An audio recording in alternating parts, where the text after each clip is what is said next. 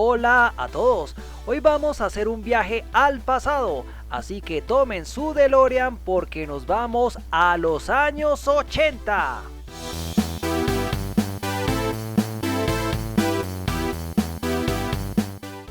Pero a los años 80 del siglo XIX.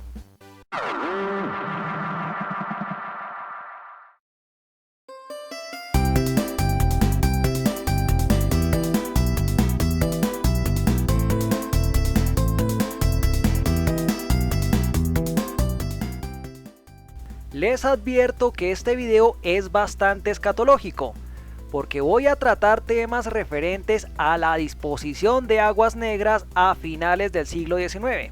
Claro está que este no es un video académico, pero espero aportar algo de conocimiento sobre la discusión. Uno podría creer que estamos hablando de muchos años atrás y que ya no tiene nada que ver con nosotros. Pero revisando las cosas, algunos de mis bisabuelos vivieron a finales del siglo XIX. Por parte de mi mamá, mi familia es relativamente joven. Creo que mis bisabuelos no son anteriores al año 1900. La historia de esta familia es la típica historia de una familia pobre colombiana. Nació en un pueblo pequeño y después llegó a la capital huyendo de la violencia partidista. Por parte de mi papá la historia se pone muy extraña, primero porque es una familia que es mucho más antigua, además está llena de datos raros. Dicen que mi abuela era prima del tal Guillermo Cubillos, el Guillermo Cubillos de la canción. Mi bisabuelo Juan era primo de un tal Benito Riveros, que fue un hombre que le dio nombre a una calle en la ciudad de Tabio. Dicen que un hermano de mi bisabuela era dueño de un edificio grandísimo en el centro de Bogotá. Y mi favorito, el bisabuelo Octavio, él era un hombre bastante raro, parecía que sabía de todo. Según parece tuvo una farmacia, tuvo una finca, desarrolló una fórmula para mejorar la chicha, parece que sabía algo de metalmecánica, odontología y tuvo algo que ver con construcción. El origen del bisabuelo Octavio es muy incierto y parece que nadie sabe nada, pero tenía un apellido vasco bastante raro que podría estar relacionado con un alcalde de Bogotá y hasta con un presidente de Colombia, o sea que yo podría ser pariente de un presidente de Colombia, lo cual no me sirve para nada porque vivo en la pobreza, pero sí me llama la atención que podría venir de una familia que en algún punto de la historia fue importante. De hecho dicen que el bisabuelo Octavio era muy adinerado. Pero ¿por qué les hablo tanto de mi familia y de Octavio? ¿Y qué tiene que ver esto con el análisis? Resulta que el bisabuelo Octavio nació en 1874, o sea que este hombre vivió antes de que llegara el primer carro a Colombia, la electricidad, el radio, antes de que existiera el servicio de agua y muchas otras cosas que ahora son comunes. Resulta que los libros de historia no son 100% confiables, a veces omiten muchos detalles o están escritos desde el punto de vista de una sola persona. Para colmo de males, los registros de Colombia no son muy buenos, o por lo menos no son fáciles de conseguir. Y como si eso no fuera suficiente, en el año 1900, las Galerías Arrubla, un edificio donde estaban varios de los archivos más importantes de Colombia, se quemaron. Como el bisabuelo Octavio vivió a finales del siglo XIX, si hubiera escrito cómo era vivir en esa época, yo tendría una visión de cómo era la realidad en esa época. A finales del siglo XIX, el analfabetismo en Colombia era bastante alto, alrededor del 66% en 1900, lo cual hace todavía más difícil que existan fuentes de esa época, y da la casualidad que el bisabuelo Octavio sabía escribir. Desgraciadamente no escribió sus memorias. Si el bisabuelo le hubiera contado a mi abuelo cómo era vivir a finales del siglo XIX, esas memorias tal vez vivirían hasta hoy. Por eso en el video anterior hablé de lo importante que es hablar con los abuelos y padres. Da la casualidad que uno de los hijos de Octavio sigue vivo, pero creo que los nietos e hijos ni le prestan atención.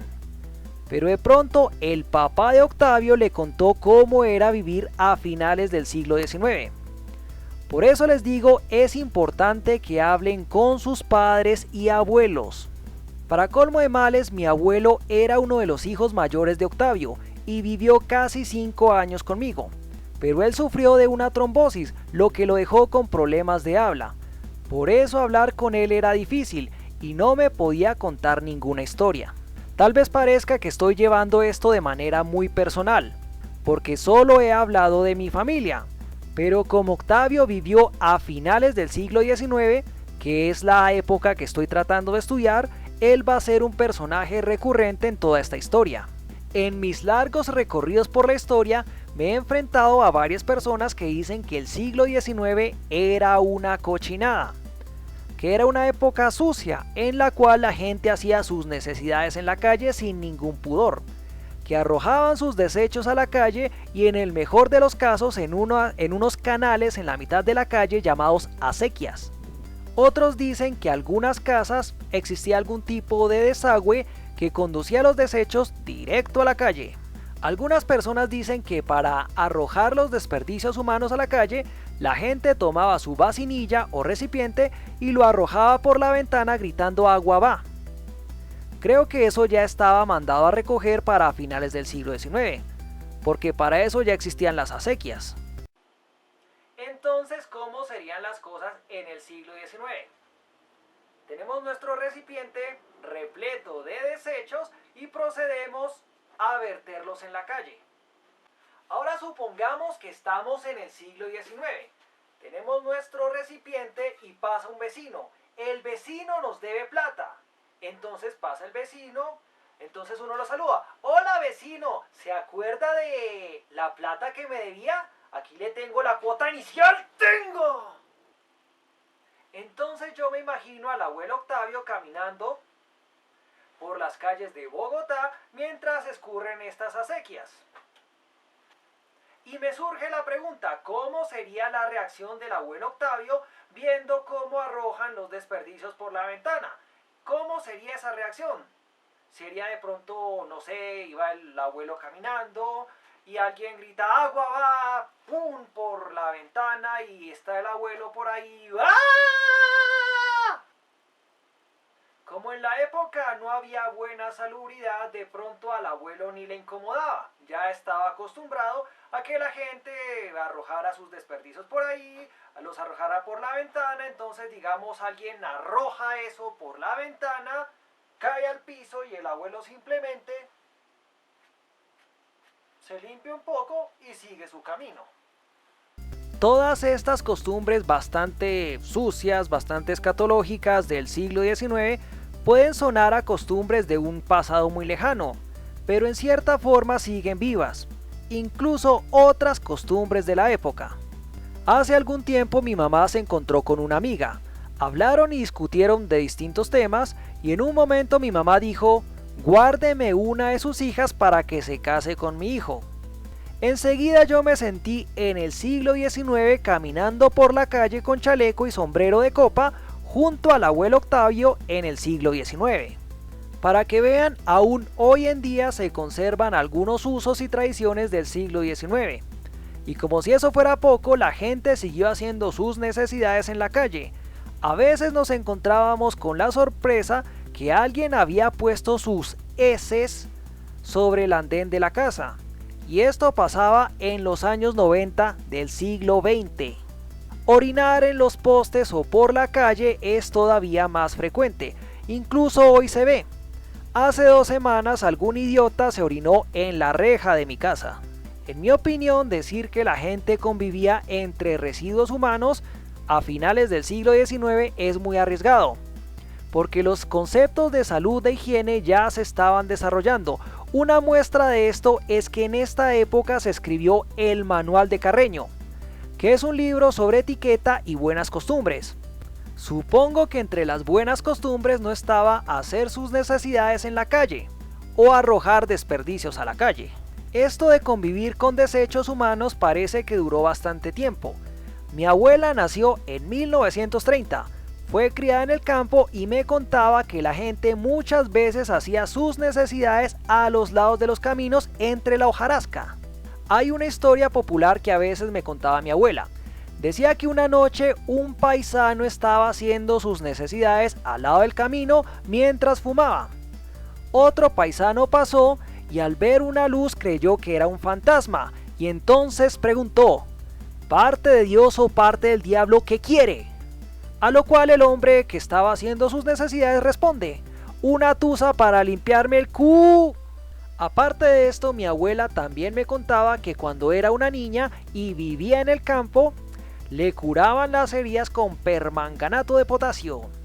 Y cuando no había permanganato de potasio, le ponían excremento seco de humano en las heridas, el cual recogían en los lados de los caminos. Ustedes no saben cómo extraño a mi abuela. Aparte de eso, mi abuelo paterno decía que había que orinarse los dedos cuando uno se machucaba. O sea que esta costumbre de convivir y usar desperdicios humanos como medicina duró mucho tiempo también. Entonces la falta de cañerías, el uso de acequias a cielo abierto, el hábito de hacer las necesidades en plena vía pública, la manía de convivir con desechos y de usarlos como medicina, hace que muchas personas crean que Bogotá a finales del siglo XIX era una ciudad sucia y apestosa. Es verdad que la ciudad no era un ejemplo de higiene, pero creer que todo era sucio me parece muy exagerado. Hay algunos relatos de algunos viajantes de Europa que al venir a Bogotá se quejaban de malos olores y problemas de salubridad alrededor de 1850. Pero no podemos caer en el error de creer que estos viajantes conocían toda la realidad de la ciudad. Para colmo de males, mucha gente no sabía escribir, por lo que hay muy pocos relatos de la época. Primero que todo, aunque convivir con excremento y orina suena bastante feo, la experiencia empírica me demuestra que no es tan apestoso. Un día fui al Parque Nacional en Bogotá y había como una especie de plaza rodeada de un muro. Este espacio fue convertido en baño público, porque había una enorme cantidad de desechos humanos por todo lado. A pesar del mal aspecto, la verdad es que no había ningún olor. Esto mismo también lo pude ver hace aproximadamente 10 años cuando fui al Monumento de los Héroes. Este monumento se había convertido también en un baño público y había desechos humanos por todo lado, pero la verdad no olía nada. Parece que el sol seca los desechos y quedan sin olor. Así que en el siglo XIX, aunque hubieran desperdicios humanos en la calle, de pronto no olían mal, o por lo menos no olían tan mal. Debido a los pocos relatos y pocas fuentes de la época que tengo, me debo concentrar en algunas leyes para establecer si es verdad que Bogotá era tan sucia y apestosa como dicen, o hay algo más. A mediados del siglo XIX muy poca gente tenía acceso a una fuente de agua en sus casas. Algunos tenían una fuente propia, pero la gran mayoría debían recurrir a las fuentes de agua públicas como fue la fuente de San Victorino. Estas aguas se usaban principalmente para cocinar y para algunas labores de aseo. Al parecer, la construcción de baños públicos no era rara. En un aviso de 1846, este aviso contaba que se inauguraba un establecimiento de baños al estilo europeo en la Huerta de Jaime, el lugar que ahora es conocido como la Plaza de los Mártires. El problema está en que estos baños eran usados más que todo por las clases acomodadas. Pero por lo menos podemos ver que los conceptos de higiene y limpieza ya existían en las clases altas de Bogotá. En el siglo XIX ya se hablaba de prohibir las acequias a cielo abierto, como lo dice el Acuerdo 4 de 1865, que en el artículo 4 hablaba de hacer desaparecer los caños de agua sucia que habían en las calles. En 1872 se expide el Acuerdo 2 del 10 de febrero. En esta ley se reglamentan muchos aspectos de salubridad en la ciudad. En este acuerdo se habla de establecer lugares para botar la basura y construir 20 baños públicos.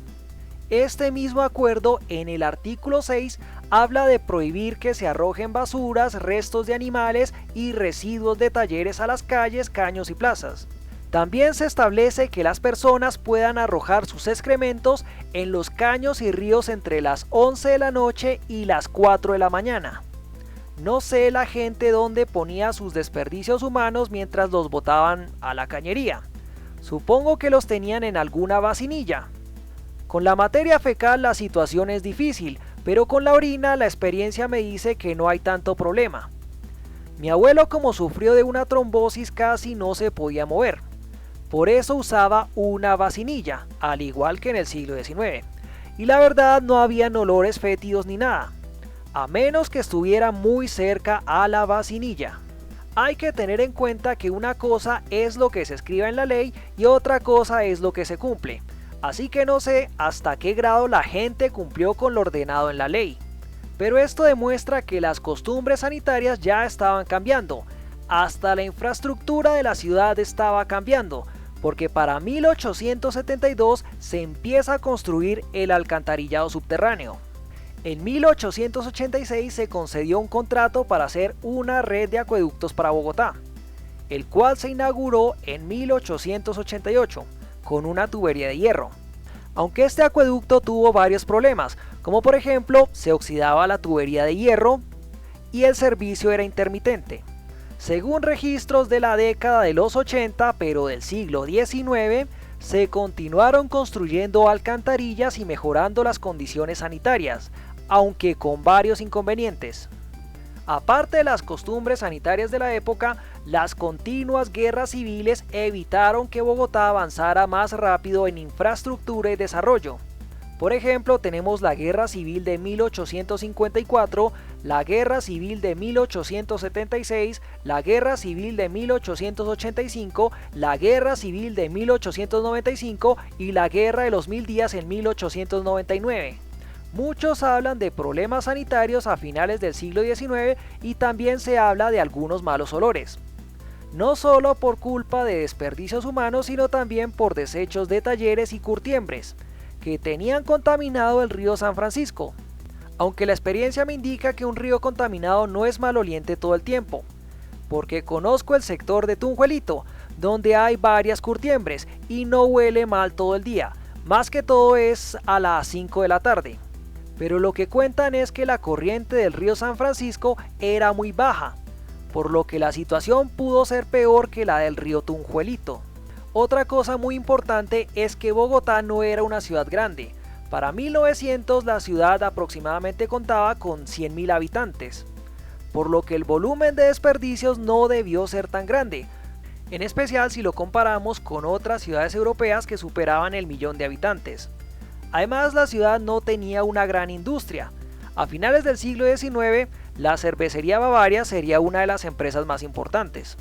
Algunas fuentes mencionan que a finales del siglo XIX ya habían baños en las casas de la gente con algo de poder económico.